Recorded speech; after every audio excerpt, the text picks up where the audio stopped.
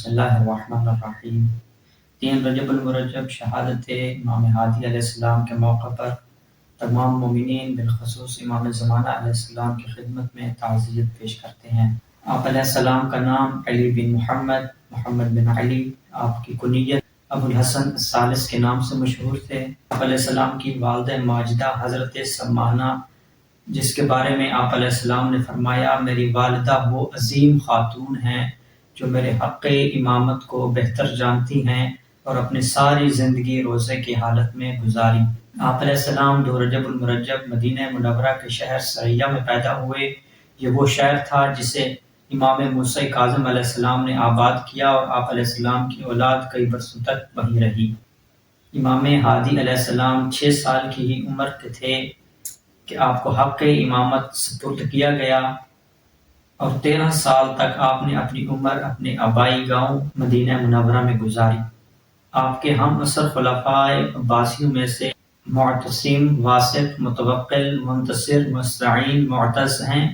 ہر خلیفہ کا امام علیہ السلام کے ساتھ الگ الگ رویہ رہا، مگر سب اس بات میں متفق تھے کہ حق کی امامت و خلافت کو غصب کرنا، جبکہ ان میں سے متوکل اہل بیت علیہ السلام پر ظلم و ستم ڈھانے میں سب سے زیادہ مشہور و معروف ہے، یہاں تک کہ قبر امام حسین علیہ السلام اور اس کے آس پاس کے گھروں کو مسمار کر کے وہاں کھیتی باڑی کرنے کا حکم دیا۔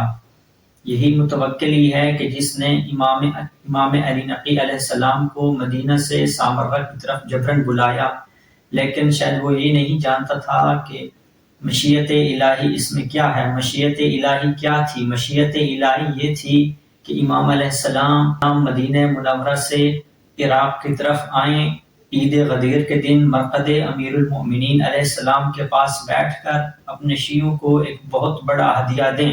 ہدیہ کیا تھا؟ وہ ہدیہ امام علیہ السلام نے مرقد امیر المؤمنین علیہ السلام کے پاس بیٹھ کر اپنے شیعوں کو زیارت امیر المؤمنین جو عید غدیر کے دن پڑھی جاتی ہے وہ تعلیم دی۔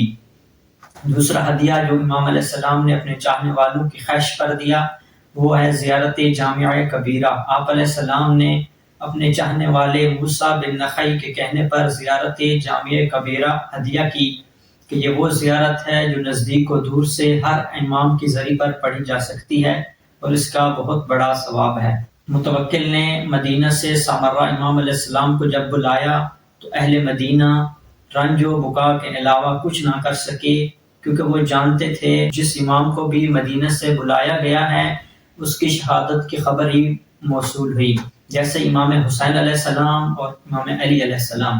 متوکل نے 300 بندوں کا لشکر بھیج کر امام علیہ السلام کو مدینہ سے سامرہ کی طرف بلایا۔ امام علیہ السلام نے مدینہ سے صرف چند اپنے سردیوں کے کپڑے اٹھائے، جبکہ اس وقت موسم گرمیوں کا تھا۔